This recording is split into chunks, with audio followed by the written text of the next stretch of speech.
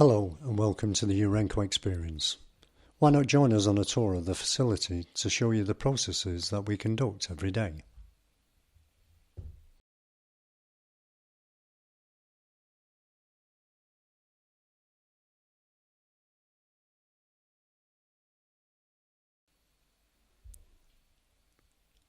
The first place we're going to visit is the control room, and at Urenco we enrich uranium to provide fuel for nuclear power utilities.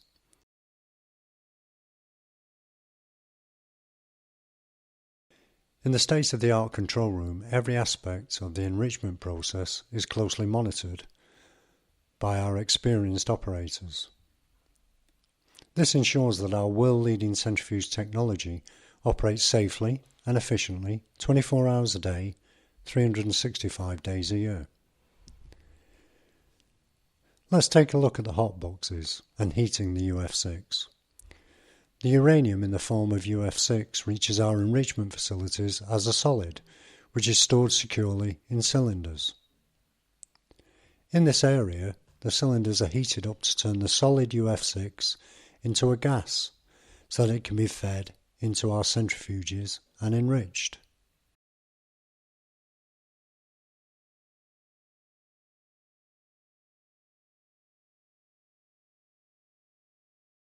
The cylinders are heated in hot boxes, which are like low-temperature industrial ovens. In this illustration, you can see the cylinder going into the hot box.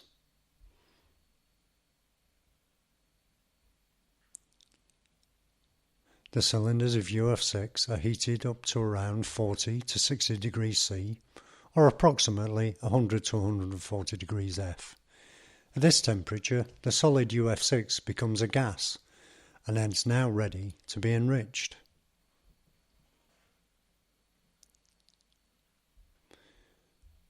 This is then fed into the cascade hall. Here is where the key part of the process takes place. A series of connected centrifuges is called a cascade.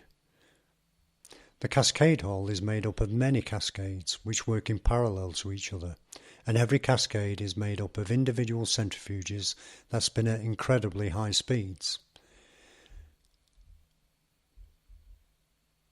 Uranium which just passes through one centrifuge does not have the concentration of U-235.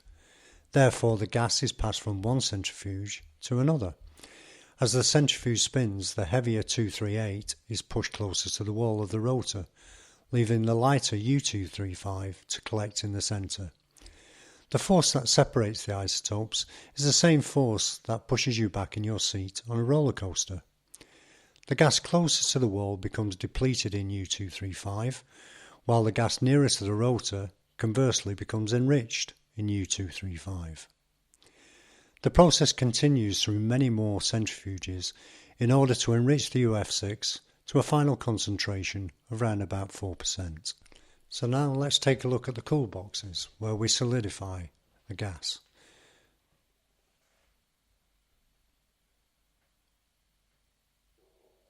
We cool the cylinders in cool boxes and the gaseous UF6 solidifies on the cold walls of the cylinder.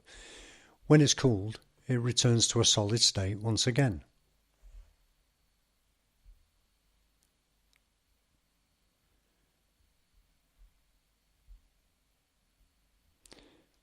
Sampling, where we check the assay. We take samples of the UF6 so that we can test the quality and check the level of enrichment, the assay. This enables us to report the total uranium quantities and their U-235 assays to international industry regulators. The UF6 is liquefied by heating the cylinder for several hours in an autoclave. The autoclave and the cylinder within it are then tilted and a small quantity of the liquid UF6 is extracted into sample bottles attached. When the cylinder has cooled down sufficiently and the UF6 is solidified again, the autoclave is opened for the safe removal of the cylinder and samples. These samples are then taken to our on-site chemistry labs where the assay is tested.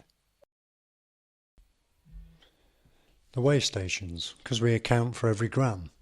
We record the precise weights of incoming natural uranium and outgoing enriched uranium for a commercial accounting for our customers and to comply with international safeguards.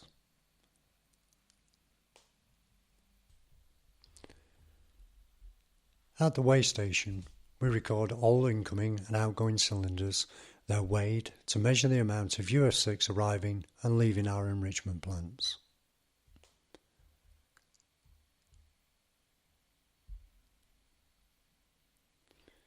We need to store the uranium. We store natural enriched and depleted uranium in cylinders securely on site, and we're committed to uranium stewardship.